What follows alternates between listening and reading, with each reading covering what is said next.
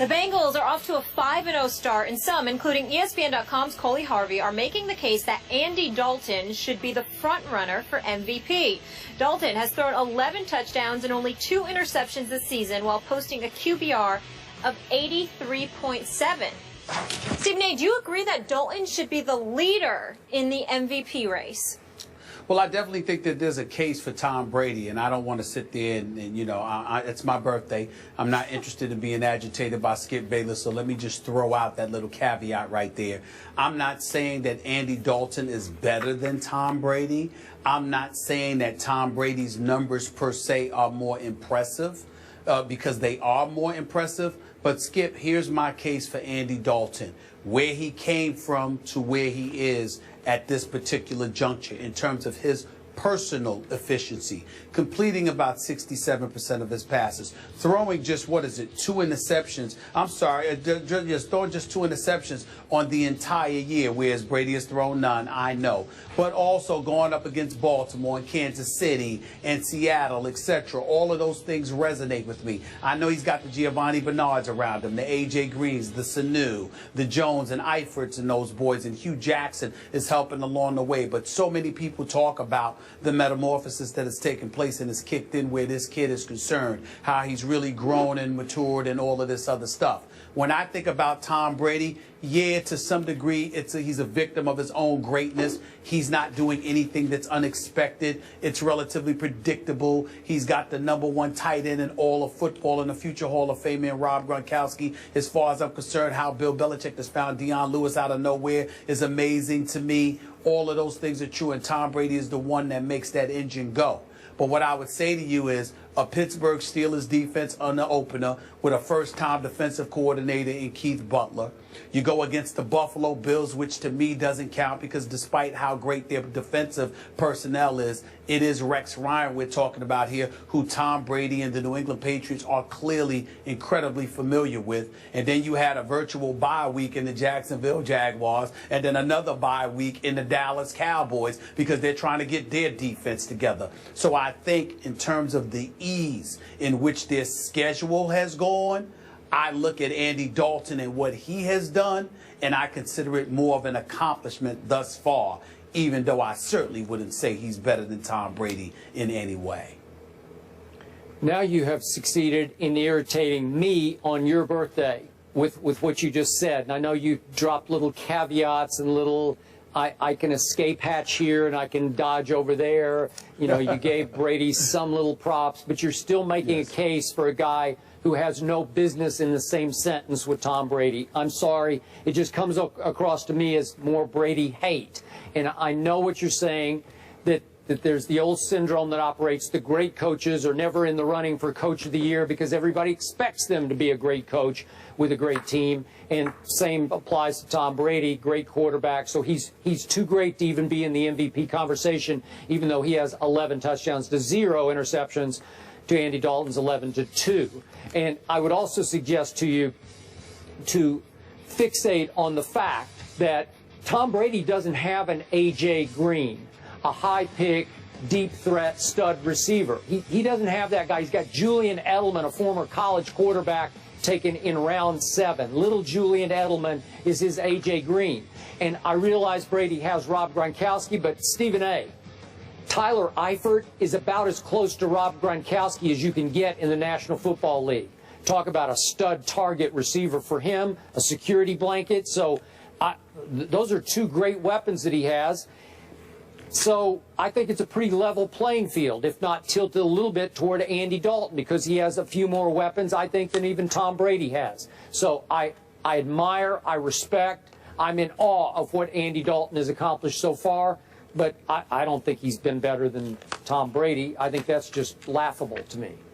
Well, I mean, I think the Jacksonville Jaguars defense against Tom Brady was laughable. And even though the Dallas Cowboys were slightly better with the arrival of Greg Hardy and Rolando McClain, I still think they're a shell of what they will ultimately end up being. So I look at the New England Patriots as basically been able to have this entire season off thus far against the defenses they've played against because of all the aforementioned items I had mentioned. Steelers with a new defensive defensive coordinator, familiarity with Rex Ryan and what he's going to throw at you. And to me, Jacksonville and Dallas doesn't count. So that's my argument. Okay, keep hating. It's okay.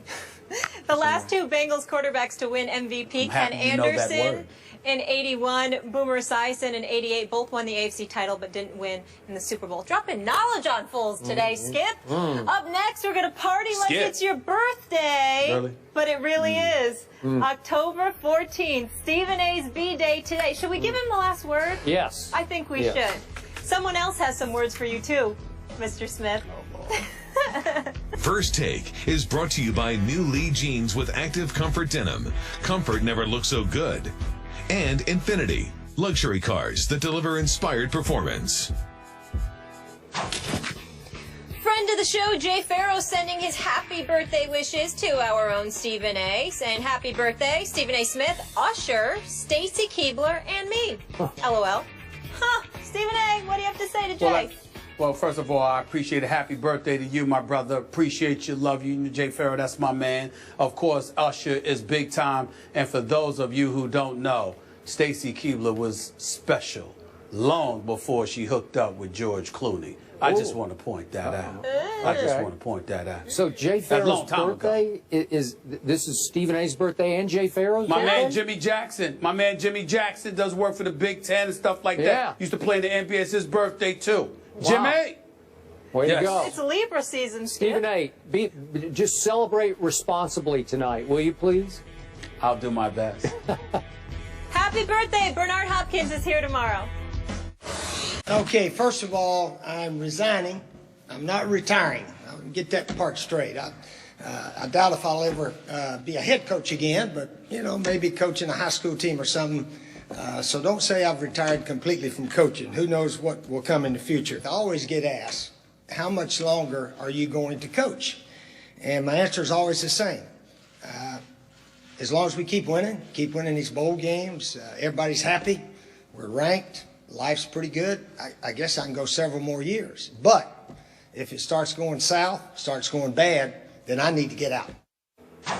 All right, that was Steve Spurrier announcing his resignation from South Carolina yesterday. Our own Desmond Howard tweeted the following last night. The media loves Steve Spurrier. Any other coach, the narrative would be he quits on his team halfway through the season because they are 2-4. Stephen A., now that we've heard from Spurrier, do you think he quit on South Carolina? Well, I don't think there's any question that he quit. I just don't blame him for doing so. And I understand that I may very well be in the minority. So what? What else is new? When I think about what Desmond Howard said, he's not false. When I listened to Mike Golick this morning on Mike and Mike, and Mike Greenberg as well, they're not false either. They absolutely are right on point with what they're saying that Steve Spurrier did. The difference is, and I guess Skip is right along with them, the difference is, however, y'all may have a problem with it. I don't. Because I'm reading between the lines of what he's saying. Being 2-4 in the SEC, obviously that's not impressive. Struggling to beat Central Florida after being down 14-8 against them at halftime, or up 14-8 against them at halftime a few weeks ago. He saw the handwriting on the wall, but I don't believe it's because of their record. That's the only reason why. I do agree with somebody like Mike Greenberg when he says if they were winning, he would still be there. But I think the fact that you heard the rumblings that you heard, the kind of things that I alluded to yesterday, along with some internal heat and discomfort coming his way, it's one thing to lose. It's another thing to feel unwanted. And even though the president is on record saying he tried to convince him to stay, the president of University of South Carolina, I think there were other people, whether they were boosters, alumni members, etc., looking at him, questioning his age, whether or not he still had it, looking to recruiting and everything else. And I believe that there were some people associated with the South Carolina program that became, dare I say, an irritant to Steve Spurrier. He's 70 years of age. Won a national championship, won at Florida, won at South Carolina. They had one double-digit winning season in his career before, in the school's career, in his history rather, before he arrived. He had 3 consecutive 11-2 seasons. A couple of years ago, they was ranked as high as 4th in the nation. And all of that seemed to have been forgotten in his eyes, which was something that he alluded to, although Skip is pointing to a particular writer from Atlanta, and where the article was published in South Carolina.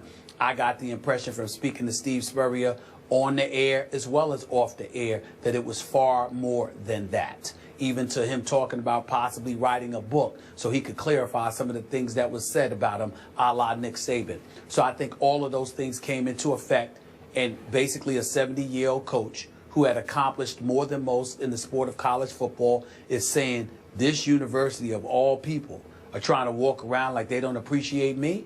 The hell with them. I don't need them. I'm out. And I think all of us at some point in our careers wish we could say that to an employer. He did it. I don't mind. I'm right where I was 24 hours ago. I told you I believed that Steve Spurrier was not finished coaching football on some level, and he indicated as much again yesterday, not only in the media conference, but to our Reese Davis. And I believe he wants to coach again somewhere else. I don't think he would turn down a top college job, although it's probably a long shot one would be offered to him. But I'll also stand by this, Stephen A. If, in fact, Steve Spurrier simply walked away with no provocation, no reason, no, he wasn't incited to leave by any internal event we're not aware of, if that happened, if he just saw the handwriting on the locker room wall and said, you know what, we got no shot, and walked out the door, the back door, I don't love it. And I love Steve, but I don't love that. If you just for no other reason than you just sort of gave up on this season and you left the kids you recruited and the assistants you hired to clean up the rest of the mess or suffer ride out the storm the rest of the season, I don't love it. I must admit, I'm right there with all the other critics, and Desmond Howard is right. I just believe, and I don't have any inside information, something happened. It was either the president or the AD or a group of boosters. There was some groundswell, some pressure being exerted to get Steve Spurrier out of there sooner than later. And when he was made aware of it, he said, okay, I'll do you one better. I'll leave right now, and you can go onward and upward without me. But that doesn't mean that he doesn't want to coach anymore, even throughout the NFL is a possibility. Right where you went just now is exactly what I'm trying to say. That is exactly my point. The swirls around him, pushing him out. He said, I don't need this. Who are you? If it were Alabama, if it were Florida, if it were even Notre Dame to a lesser degree, or USC, maybe. But you're South Carolina. Yep. Who do you think you are to act this way towards me? Yep. You didn't have a program until I arrived. So I do understand it. Desmond Howard is absolutely right. But what I think Desmond Howard is not fully appreciating is that this is Steve Spurrier. It ain't too many of those. No. The Nick Sabans, the Les Miles of the world, and people like that. Sure. But it ain't too many Steve Spurriers. So he's right in theory, theoretically. Yep. But at the end of the day, when you got that kind of cachet, you ain't got to put up with that kind of noise. You ain't got to put up with it one bit. Yep. And I do hope that we hear from Coach Spurrier again, coaching on some level somewhere that will make him happier. Yep, and we will continue to track his career and South Carolina football, who's facing your Vanderbilt Commodores. That's not good for my Commodores. Okay. Moving on, it's been very good for the Bengals. The last time they got off to a 5-0 start, they went to the Super Bowl. So should Andy Dalton be the front runner for the MVP? That's the combo coming up.